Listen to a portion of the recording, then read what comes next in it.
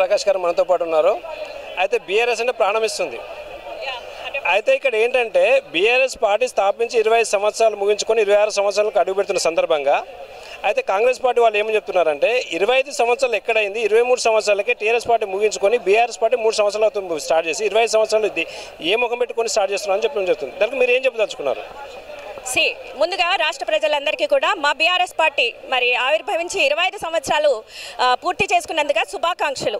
ఎందుకంటే రాష్ట్ర ప్రజలకందరికీ ఎందుకు చెప్తున్నానంటే బీఆర్ఎస్ పార్టీ ఈరోజు జెండా ఉంది కాబట్టి ఈరోజు ఈ రాష్ట్రం సిద్ధించింది. తెలంగాణ రాష్ట్రం ఉందంటే కేసీఆర్ గారి వల్ల, కేసీఆర్ గారు పుట్టించిన బీఆర్ఎస్ పార్టీ వల్ల. కాబట్టి మీ అందరికీ శుభాకాంక్షలు. మీరు అన్నట్టుగా BRS party TRS to BRS వచ్చింది. దీనివల్ల ఏంటి, టీఆర్ఎస్ వచ్చిన తర్వాత ఏమేం చేసింది అనేది ప్రజలందరికీ తెలుసు, రాష్ట్రం అంతా చూసింది.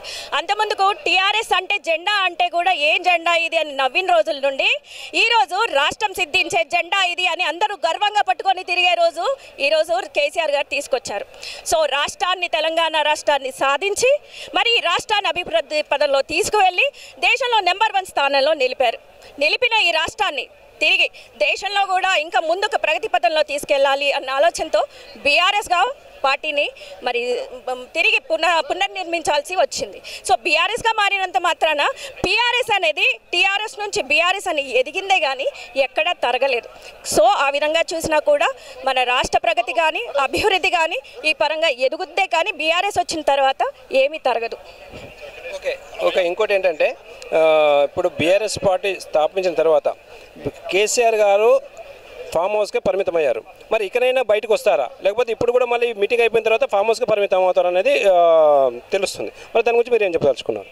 ఫామ్ హౌజే అంటున్నారు. అది ఆయన ఇల్లు. ముందుగా రాష్ట్ర ప్రజలకు ఆల్రెడీ తెలిసిపోయింది ఏది ఫామ్ హౌజో మరి ఏది ప్యాలెసో అనేది రాష్ట్ర ప్రజలకు అందరికీ తెలిసిపోయింది. మరి ప్రజాపాలన, ప్రజల వద్దకు పాలన అన్న మనిషి ఈరోజు జూబ్లీ హిల్స్లో ప్యాలెస్లో కూర్చున్నాడు. మరి ఆయననేమన్నారు మీరు? ఆయన ప్యాలెస్ మనిషి అంటారా? మరి సరే, ప్యాలెస్లో కూర్చున్న మనిషి, ప్రజల కోసం ప్రజల వద్దకన్న మనిషి ఏడి ఎక్కడున్నాడు? ప్రజాపాలన అంటున్నాడు, ప్రజాభవన్ అంటున్నాడు, ఏడి ఎక్కడ కనిపిస్తున్నాడు? కనీసం ఒక్కసారైనా ఒక్క ప్రజల దగ్గరకు వస్తున్నాడా, మాట్లాడుతున్నాడా? చెప్పిన 420 గ్యారంటీలు ఏమైనాయి, హామీలు ఏమైనాయి, 6 గ్యారంటీలు ఎక్కడ పోయినాయి? ఇవన్నీ ప్రశ్నిస్తారని దాక్కొని తిరుగుతున్నారు ఈరోజు ముఖ్యమంత్రి గారు. ఫామ్ హౌస్లో కూర్చున్నా కూడా ఈ తెలంగాణ రాష్ట్రాన్ని సాధించారు. మరి ముఖ్యమంత్రిగా 9 సంవత్సరాలు అత్యద్భుతంగా ఈ రాష్ట్రాన్ని పరిపాలించిన సీఎం కేసీఆర్ గురించి మాట్లాడే అర్హత ఈ కాంగ్రెస్లో ఉన్న ఏ ఒక్క నాయకుడికి కూడా లేదని నేను చెప్తున్నాను. చివరిగా ప్రజలకు మీరు రాబోయే ఎలక్షన్లో, ఇప్పుడు కార్పొరేట్ ఎలక్షన్లు రాబోతున్న, మున్సిపల్ ఎలక్షన్లు కావచ్చు, ఇంకా సర్పంచ్ ఎలక్షన్లు కావచ్చు, మరి ఇప్పుడు రాబోయే ఎలక్షన్లలో మీరు ఏ మెజార్టీతో గెలిచే అవకాశాలు ఉన్నాయని అనుకోవచ్చు? ప్రజలకు మీరు ఏం చెప్పదలుచుకున్నారు? అది ప్రజలు ఇచ్చే నిర్ణయం. ప్రజల యొక్క నిర్ణయాన్ని మనం ఏ రోజు కూడా బేరీజ్ వేయలేం. అభివృద్ధి చూపించిన తర్వాత కూడా ప్రజలు మార్పు అని కోరుకొని మోసపోయి కాంగ్రెస్ని నమ్మి తిరిగి మోసపోయారు.